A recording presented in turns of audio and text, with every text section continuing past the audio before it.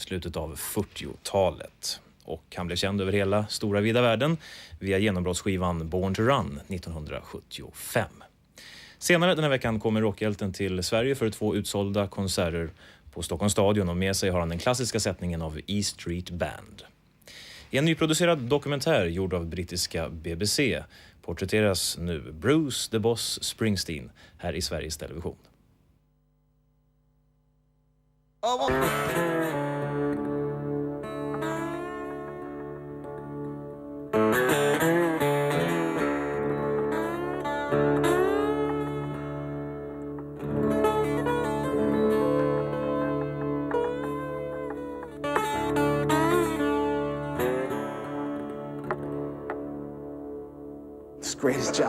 Greatest job in the world. You know, it was great before I made a record, before we made any money. I always thought I always enjoyed it, had fun, and I loved my life.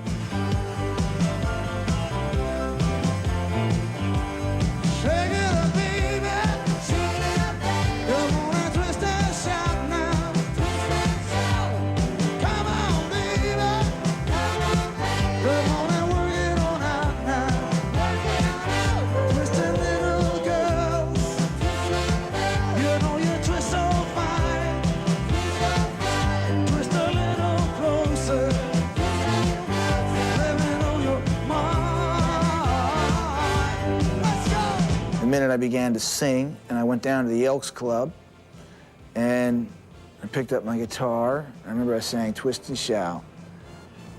I felt different, you know, very different. And I wished I had a tape to hear what it sounded like. Probably didn't sound very good, you know, but there was on the Elks Club in Freehold on a Sunday afternoon, they charged 35 cents at the door, and you'd go in, and there were about 4 or 5 bands. You know, some of them were really good. It was a moment when people didn't sing. I mean, no one, the self-contained band of the singers and the players didn't really exist locally. Everyone played instrumentally, you know. This was the Ventures here in the States, and it was the Shadows in England, you know. Everybody modeled themselves on those bands. And I was right at the cusp where that still existed, but then British invasion, and all of a sudden everyone began to model themselves on the Beatles or the Stones or who came afterwards. Prince held about 175 people, you know, and the bar was run by a bricklayer from Freehold, town I grew up in, and he was. He'd bought the place and he was dying. There was nobody in the place. Steve and I went down one Friday night and we walked in and the place was empty. There was about 2 people at the bar, and we said we had a band and would he let us play, you know? And he says, well, what kind of music do you play? I said, well, we play our own music and we play what we want, you know? He says, I don't know. He says, look, it's not going to cost you anything. I don't know, I don't think so. It's like, for free, he didn't want us to play. And so he conceded that, you know, we could charge $1 at the door next Friday night. And that's what we did. We went down, we charged $1 at the door. And like I was saying the other night, about, I think, 15 people showed up. But it was 15 more than was in the place the previous Friday night. And so he gave us another couple of weeks, and pretty quickly we built a crowd. It was 30, and then, you know, 80 people came. And in about a month or two, we were close to filling the place 3 nights a week, and it was the only source of income.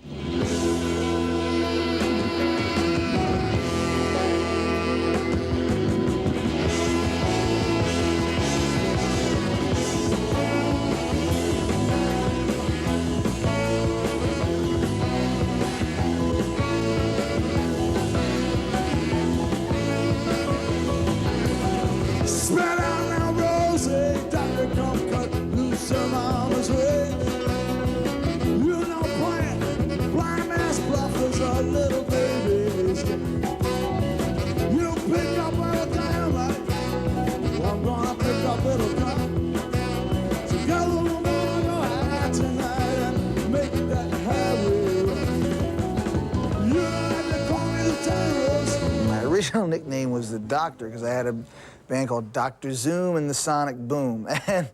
And that basically was almost everyone in the local music scene who we got together, and it was a combination of original music and I would hate to call it performance art because none of us had ever heard of the term at the time, but people would, like there would be Monopoly game going on stage and there would be other people engaged in disconnected activities that seemed to be a part of the show. But Stephen was originally Miami Steve because he'd went to Miami once.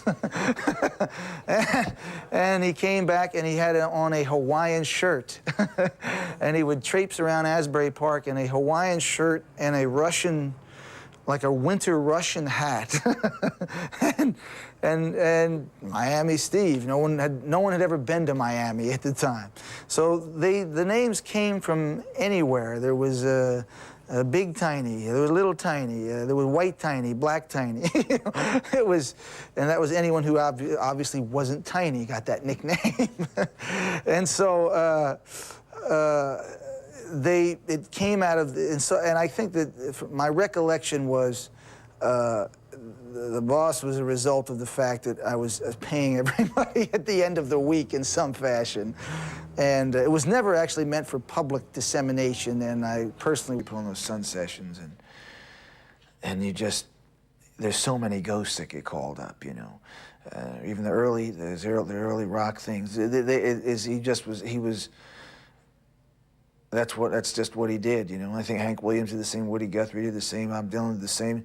The Beatles or Rolling Stones, you know, they're people who created these very, quite complex, very entertaining, pleasurable, but complicated, creative pictures, you know. And I was interested in doing that in some fashion and writing about myself and my own life and in sort of presenting that to a listener, something that you could get involved in. You could really get involved in. Well, by the time we made it up to Gracie Lake, I had my head out the window, Janie's fingers were in the cake. Well, I think I really dug her, but I was too loose to fake. Said I'm ready, she said, honey, let me yeah, we danced all night, she was so bad. She kissed me like something felt so nice, just the stars. All night, with the night, all night. Well, baby, don't know what to do to you. Shining still, all night, with the night, all night. Stare right up now, let it shoot to you. I had met Mike Appel, and he was interested in that music. And so basically I was thinking, well, I know a guy in New York.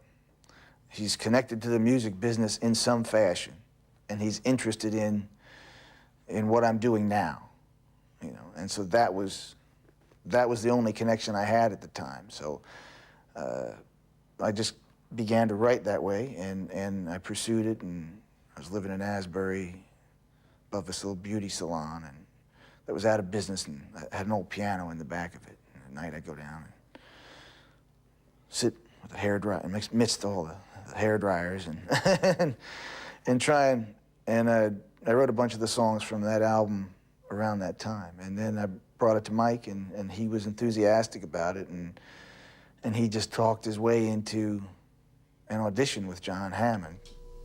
Bruce Springsteen. Bus with my acoustic guitar with no case.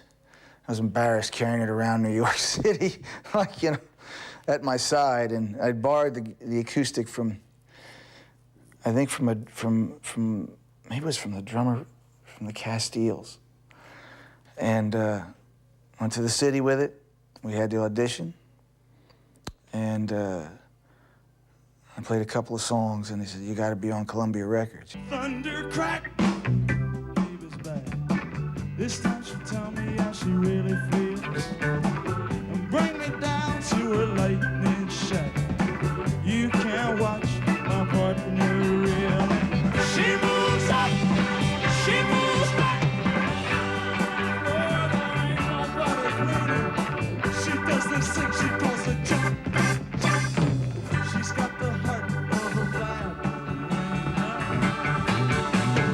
Straight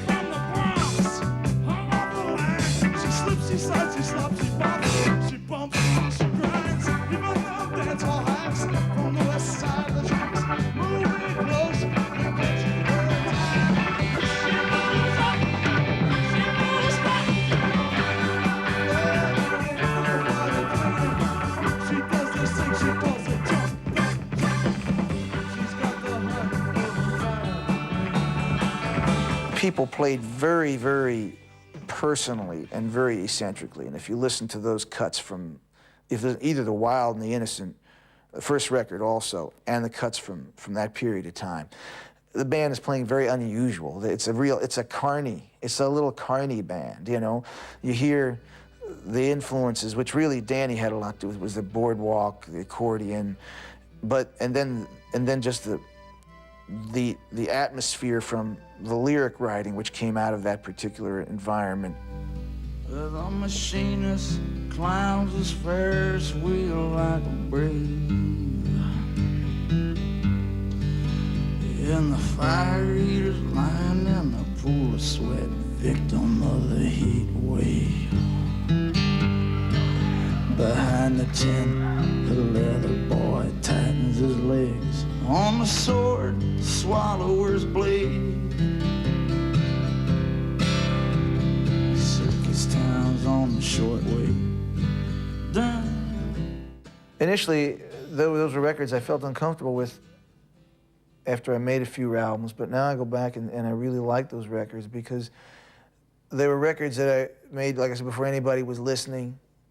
You wrote a way that you didn't hear it yourself. I had never heard myself singing these songs until they were recorded at that time. I mean, I didn't have a tape player at home, and I didn't have any which was Born to Run, and was immediately into specifically use the studio as a tool, and to use it in a way that was unnatural, that was not an attempt to replicate the sound when we played or when I played when I did this. It was meant to use it in an unnatural fashion, which is basically what Phil Spector did. And I just took each song and I worked on it very, very intensely, lyrically and musically, and just that's all we did was shape those songs, that 8 pieces of music. Immediately on Darkness, the stakes had changed. You know, they had gotten a lot higher. All of a sudden, I had an audience. Hadn't really had one before. Had a small little grassroots audience. The first record sold about 20,000. I remember I asked myself, Mike, he says, how many did we sell? I said, well, he said, about 23,000. I remember that. He says, and he was disappointed. I said, we did? I said, who are all those people buying the records out there? It was a shock to me that there were 23,000 people who I did not know who had gone out and got the music that we made. I felt it was a great success, you know? And the second record did probably about the same or something. But then when the third record hit, all of a sudden we had an audience that people took notice of, that the record company took notice of, and I had it was the beginning of a real relationship going, you know. And so all of a sudden you're being observed and watched a lot more closely than you had been previously. And all of a sudden your actions have implications. It was a very, very different moment in my work life, and I thought differently about everything. I began to think about who I was, you know, where I came from.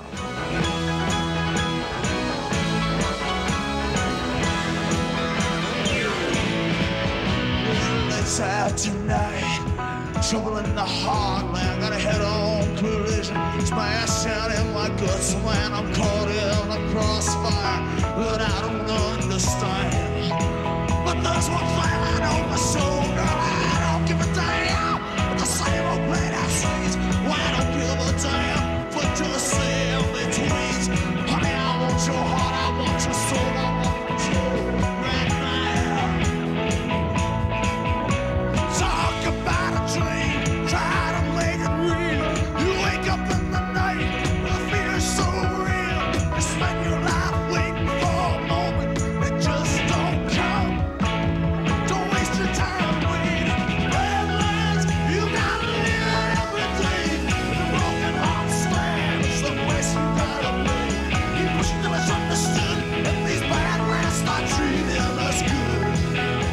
always think you're always writing about yourself, you know. It's sort of, you're not writing literally about yourself or specifically about yourself, but there's got to be some part of you in everything. I think that no matter how, you know, you may choose a story or a set of characters that you know, and I thought it would be fun. It would be fun. It was what I was interested in doing, and I thought it would be interesting and fun for my audience to have a certain sort of continuity. Not real explicit or overly literal or confined, but just a loose continuity from record to record that allowed people to know who you were and where you were going and what you were trying to do. She asked if I remembered the letters I wrote when our love was young and bold. She said that last night she read those letters and they made her feel 100 years old. Well, I'm driving a stolen car through the pitch black night. Yeah, I keep telling myself someday I'm gonna be alright. But I ride by night and I travel in fear that in this darkness I will disappear. If you don't connect yourself to your family and to the world in some fashion through your job or whatever it is you do, you feel like you're disappearing. You feel like you're fading away, you know, and I felt like that for a very, very long time. I think growing up, I felt like that a lot, that I was just invisible, you know. I was just an invisible person, you know, and I think that feeling, wherever it appears, and I grew up around people who felt that way, you know. It's an enormous source of pain, the struggle to make yourself felt and visible, to have some impact and to create meaning for yourself and for the people you come in touch with, you know, was central to all my work. And then with Stolen Car, the idea that includes being able to have an intimate life that is essential to filling out your life. Big part of the American character, you know, and I think it's just, hey, you know, you always had the guys that were just, they got a little crowded and they went further on, you know, whether it's to leave behind what you've created, you know, which everyone wants to do at some point. Everybody wakes up on those mornings when you just feel like you want to walk away and start brand new. It was the early 80s, and really I think the sense of the violence of that was in the air on a daily basis sometimes was, I think one of the things we noticed when we went to Europe was it seemed like it was just less. It was just less, you know. Either it was reported differently, it was contextualized of violence, and I think that for me personally, that was something I really noticed at that time, you know, and made me very sad, actually. It was something that I was 30, having kids was on the horizon in some fashion. And it was just something that I noticed less. And I don't even mean necessarily even just the physical violence or the threat of physical violence. It was just sort of the way things were put to you, you know, either whether it was through television or through different, it was just much more aggressive and abusive, truly abusive, you know. I experienced less of that in Europe, just less of it. I'd read it in a review someplace that someone mentioned the record had a variety of political implications, and at the time that was my most personal record. I felt it was a record that felt most like my childhood, you know. It was a record that reminded me of the way my childhood felt. Just in the tone of it, the colors that it had on it, just the house that I grew up in, and I think that in my own life I'd reached a point where I was old enough now to realize what was missing. And so I felt like I was teetering on this sort of void very often. And I felt a deep, deep sense of isolation and very difficult to get in. And it became very, very intense around that time. And I think that led me to those characters and to those kinds of stories. And I think when you get older, the price for not sorting through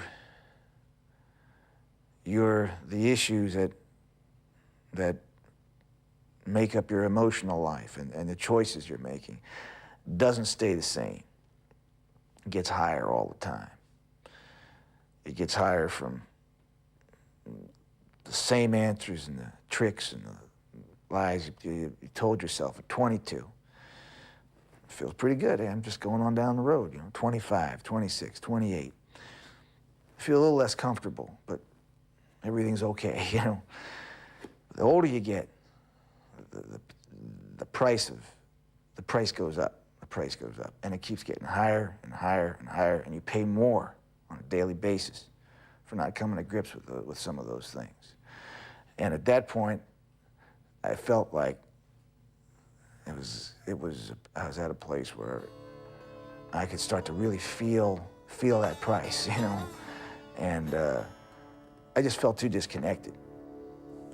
Born down in a dead man's town. First kick I took was when I hit the ground.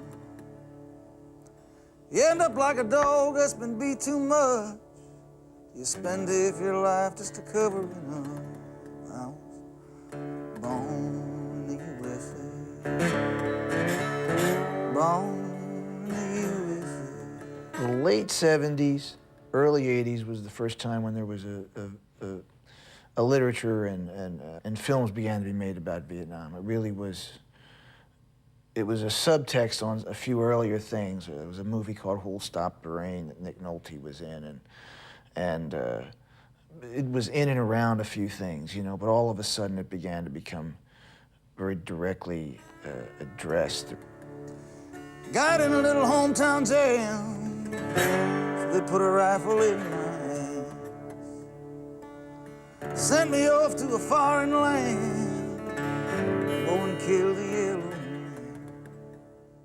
man. I did the draft Dodger rag there at the time, But that's all. I was 19. My drummer had gone and died. The best I remember, this fellow Walter Shoshone was the best front man in central New Jersey at the time, and he joined the Marines and he was MIA. And just on the street at the time, hey, people were frightened and everybody was trying to figure how to get out, I come back home to the refinery. Iron Man says, son, if it was up to me. Went down to see my VA man. He said, son, don't you understand? I didn't come out of a political household, You were a part of, I was a part of, I suppose, what would be considered the counter culture at the time, though probably I was the conservative part, I was, I never had any real drug experience or I lived in a little town, I lived in a small town, and there were lines drawn everywhere. I had a brother at Quezon fighting off the Viet Cong. They're still there, he's all gone. He had a woman he loved in Saigon. I got a picture of him in the room. And I think that what led me to write about it was it seemed like whether you were there or whether you were at home in the United States, it was a defining moment in American culture in some fashion. It was a real, things really changed. You know, you felt things really changed. There was before and there was after, and the world and the United States felt like a different place. You know, I think that's what led me to write about it. It just felt central in some fashion.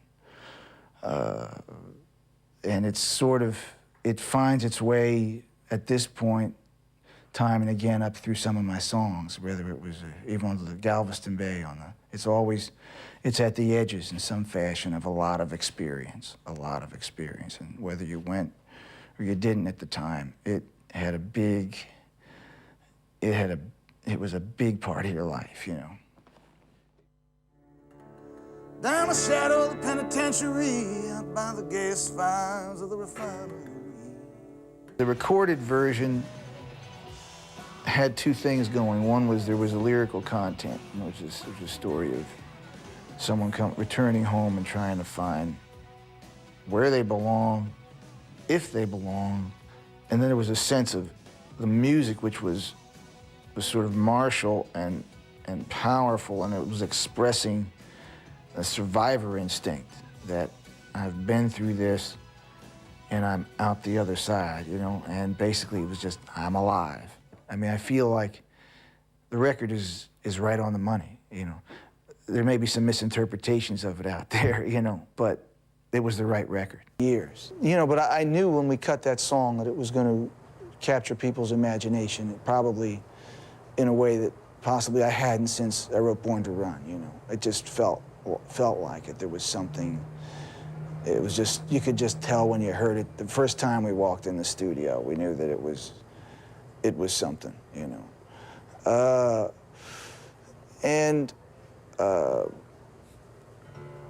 So I think then you just ride, you take the ride.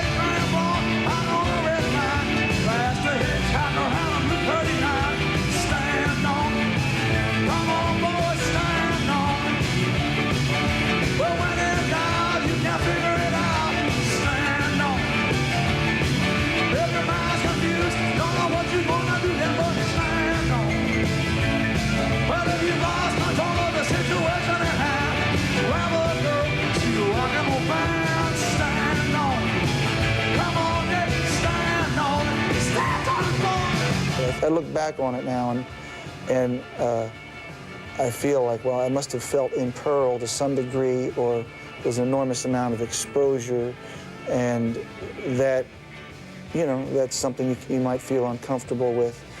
But part of that exposure is what's drawing people in, you know, and so, you know, you get out there on the tightrope and you just, you know, you walk across. Well, a man at the top says it's lonely up there. If it is, man, I don't care.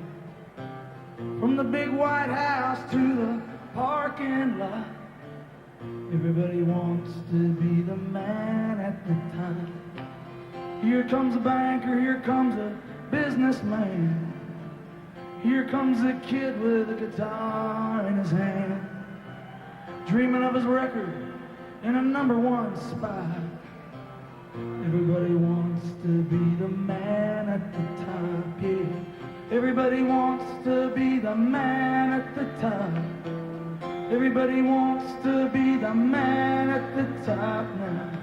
Aim your gun, son, shoot your shot. Everybody wants to be the man at the top, all right now. Oh yeah now. Who's the man at the top? Hey, I wanna know now. Who's the man at the top now? Hey, I just wanna know now. Who's the man at the top? I was trying to avoid responsibilities. That was why you became a musician, you know? You became a musician to avoid the responsibilities. And so to find myself sort of coming to terms with those ideas, things that I ran from for a very long time, is quite a change, you know? I think that, but you get older, you realize that's where life's satisfactions and new freedoms reside, is in making specific choices, in choosing the way that your life is going to go. You know, I think that you experience those choices as confining when you're young, you know, because you want everything and you want to have everything and you see every gal and you know, this one, that, you know, and you sort of live in, you live in a fantasy of endless possibility. And then if you have some success, there is an enormous amount of real possibility that is handed to you and that you can have. Dangerous amount. And if you go too far down that particular road, you realize it isn't what it appears to be, you know, that those aren't really possibilities, you know. I think that you can mistake endless choice for freedom, you know. That's an easy mistake to make, you know, and particularly once you get in a situation where everybody wants to say yes to you all the time. You can mistake, your ideas of what freedom is can really get very distorted. And until it's sometimes it's not too late, you can find your way back. Sometimes it is too late. And you're in the wrong room on the wrong night, and you did the wrong thing, and some small thing comes back. I had some spare time, and I said, gee, Toby, he was my engineer, I said, Toby Scott, will you send me all the archives, send me everything that we recorded. Because I take so long in between records very often. And because when I begin on a record, it's open-ended, and I don't know when it's going to be finished.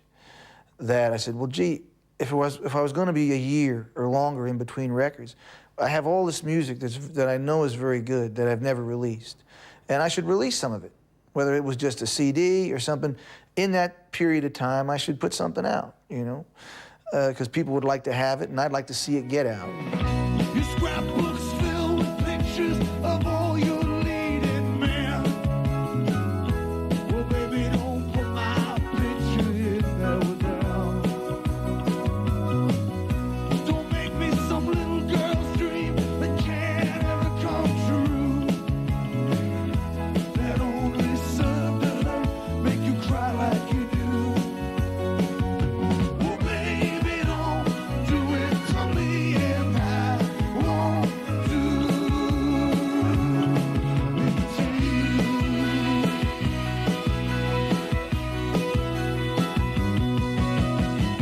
You've seen all romantic movies, you dream of take the boys home.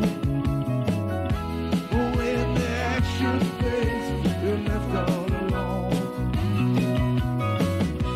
You deserve better than this, little girl, can't you see you do? See any sign back to prove it to you? Well, maybe you prove it to me, and I'll prove it to you. What you find to your surprise is the minute you began to sequence them, there's some internal logic takes over, and you are going chronologically, and so it follows the arc of the music you've already created in some fashion. At the beginning, there's a young man, you know. You go to the end, and there's a guy my age, you know. And they're different. they're very different people. You know, they're the same, and yet they're different. And it ends with a, you know, basically with a folk piece, and begins with one. You know, so you do sort of.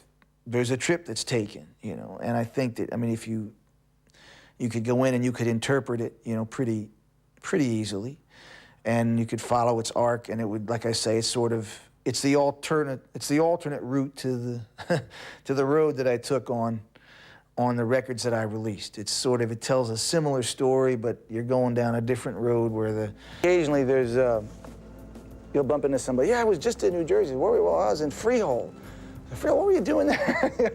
Oh, I'm a big fan, and you know, there's, you know, it's just a small town, you know, and it's, but you know, I suppose it's interesting for people to where your favorite music came from, and you go back and it's just interesting to see those streets, you know. I think when I first went to Memphis, I was just fascinated and went past Sun Studios and I had a taxi cab driver drive me out to Graceland in the middle of the night, you know, and I just wanted to see that it was real, that it existed, because it was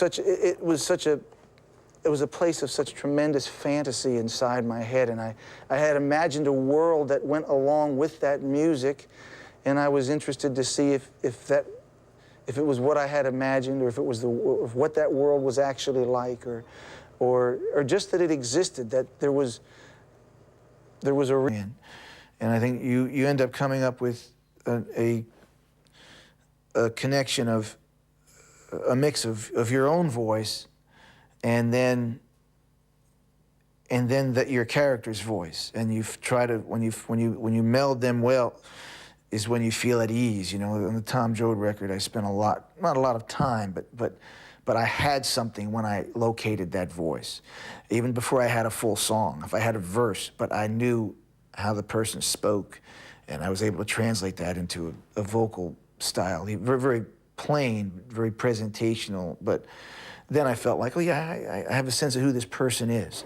And then that assists you later on with your writing, because if you're writing something that you can't sing, that just feels false, it's either the line is probably not right. Well, the highway's alive at night, but nobody's kidding nobody about where it goes.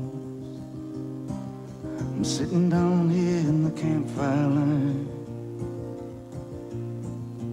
waiting on the ghost of Tom Joad. He pulls a prayer book out of his sleeping bag. Preacher lights up a butt and takes a drag, waiting on when the last should be first and the first should be last. In a cardboard box neath the underpass. I feel real at home with country music, and it's just something I've since my late 20s, it's been an enormous source of inspiration. You know, Hank Williams, who just created a world. He created an entire world that was one you had never been presented with before, but that you recognized as your world. You know, a world that some part of you lived in.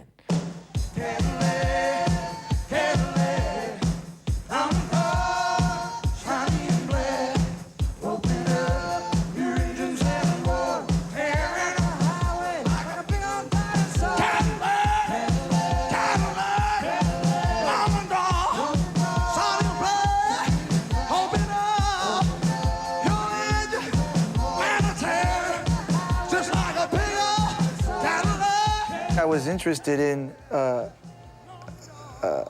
taking those sort of very basic images and images I felt comfortable with, and using them just to tell my stories, you know. And also, this was a very big, on Fridays and Saturday nights in the 70s and 60s here, there's an endless line of muscle cars that used to just travel in a circuit right past all the bars. It was a very, you know, it was a pretty intense local car culture, you know. And so you were around it a lot, and it felt like it came out of where I was coming out of, you know. And I think I wanted to connect with the people whose music I loved also, which was, I always loved the Beach Boys, Don't Worry Baby, and then Chuck Berry, hey, my coffee-colored Cadillac outside, you know. I think I was interested in using some of those very... I remember when you were 11 years old and you were walking down a particular street on a certain day, and the trees, there was a certain wind blowing through the trees, and the sound your feet made on the stones as you came up the drive, you know, and the way the light hit the particular house. Everyone has memories that they carry with them for no explicable reason. And these things, they call, whether you call them sense memories or, but they live within you. They are an essential part of who you are. And they may not be connected to any specific event. There was just, you had some moment of pure experience that stayed with you. You know, not where something happened, maybe nothing happened, but it was just, for some, that alchemy or whatever you want to call it, I think is what you're paid for. And you can do it on stage at night. It doesn't necessarily be done literally. It can be done just through an explosion of energy at a particular moment in a particular way that makes someone want to stand up, move themselves, go home and do whatever they feel they need to do, you know. And you try to make, you know, you just try to bring forth experience, you know. And get people in touch with all of those things, and in their world, you know. That's the real job. That's the job that keeps you writing. That's what keeps you wanting to write that next song, because you can do that. And because if I do it for you, I'm doing it for me.